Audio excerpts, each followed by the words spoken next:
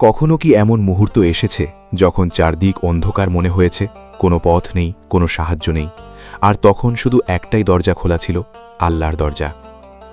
মক্কার উত্তপ্ত বালুর শহরে তখন ইসলামের প্রথম যুগ। মুসলমানদের উপর নির্যাতন দিন দিন বাড়ছে। কেউ নিজের ঈমান লুকিয়ে রাখছে, কেউ গোপনে ইবাদত করছে, আর কেউ আবার প্রকাশ্যে সত্যের পথে দাঁড়িয়ে কষ্ট সহ্য করছে।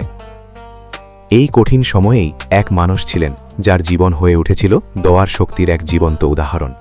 তিনি ছিলেন সাদ ইবনে আবি ওয়াক্কাস রাদিয়াল্লাহু আনহু। তিনি ইসলামের প্রথম দিকের সাহাবীদের একজন। যুবক বয়সেই ইসলাম গ্রহণ করেছিলেন, কিন্তু ইসলাম গ্রহণ করার পর থেকেই তার জীবন সহজ থাকেনি। তার পরিবার, বিশেষ করে তার মা, এই সিদ্ধান্ত মেনে নিতে পারেননি। তার মা তাকে বলেছিলেন, তুমি যদি এই নতুন ধর্ম ত্যাগ না করো তবে আমি খাওয়া দাওয়া ছেড়ে দেব, যতক্ষণ না আমি মারা যাই। এটি ছিল এক ভয়ঙ্কর মানসিক চাপ। একজন সন্তানের জন্য মায়ের এমন কথা সহ্য করা সহজ নয়। কিন্তু সাদ রাদিয়াল্লাহু আনহু জানতেন, সত্যের পথে স্থির থাকতে হলে ত্যাগ স্বীকার করতেই হবে।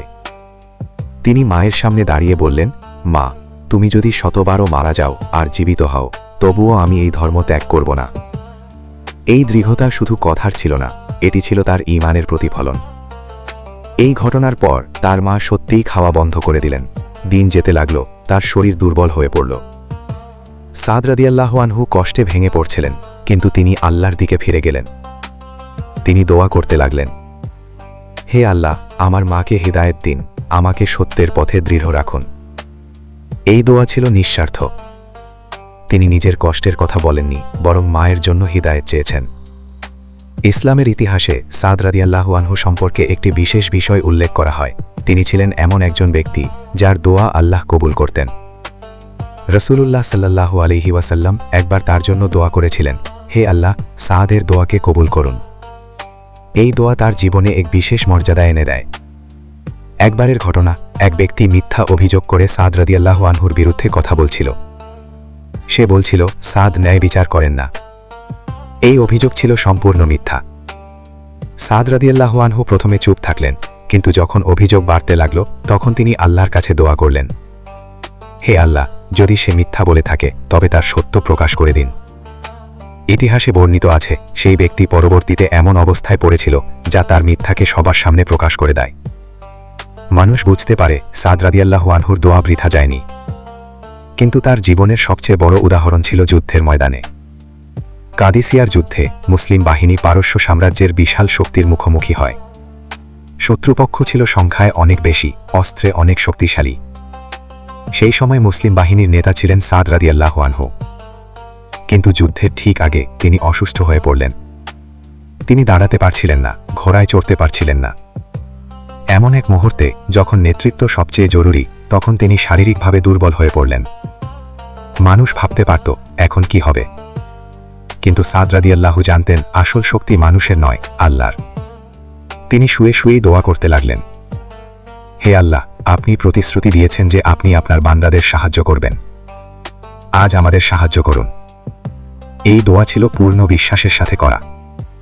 তিনি সন্দেহ করেননি, তিনি দ্বিধা করেননি, তিনি নিশ্চিত ছিলেন আল্লাহ তার দোয়া শুনবেন।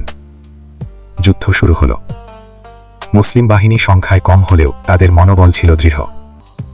তারা জানত তারা একা নয়। ইতিহাস সাক্ষ্য দেয়, সেই যুদ্ধে মুসলমানরা বিজয় লাভ করে। পারস্যের বিশাল সাম্রাজ্য পরাজিত হয়। এই বিজয় শুধু তলোয়ারের ছিল না, এটি ছিল দোয়ার শক্তির বিজয়। সাদ রাদিয়াল্লাহু আনহুর জীবন আমাদের একটি গভীর শিক্ষা দেয়। দোয়া শুধু শব্দ নয়, এটি একটি সম্পর্ক। যখন একজন মানুষ সম্পূর্ণ বিশ্বাস নিয়ে আল্লাহর কাছে কিছু চায়, তখন সেই দোয়া আসমানে হারিয়ে যায় না। ইসলাম আমাদের শেখায়, দোয়া করতে হবে নিশ্চিত বিশ্বাস নিয়ে, সন্দেহ নিয়ে নয়, দ্বিধা নিয়ে নয়। রাসূলুল্লাহ সাল্লাল্লাহু আলাইহি ওয়াসাল্লাম বলেছেন, তোমরা আল্লাহর কাছে দোয়া করো এই বিশ্বাস নিয়ে যে তিনি তা কবুল করবেন।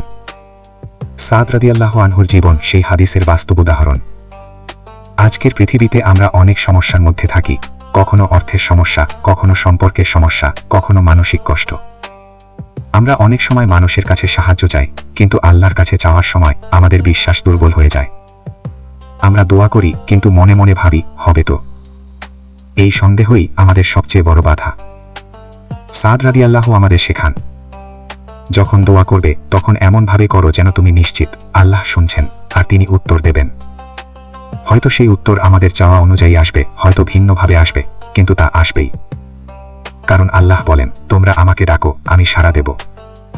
ইতিহাসের এই গল্প আমাদের মনে করিয়ে দেয়, যখন সব দরজা বন্ধ হয়ে যায় তখনও একটি দরজা খোলা থাকে, আর সেই দরজার নাম দোয়া। তাই যখন তুমি একা অনুভব করো, যখন মনে হয় কেউ নেই, তখন হাত তুলে বলো, হে আল্লাহ, আর বিশ্বাস রাখো, এই ডাক কখনোই উত্তরহীন থাকে না।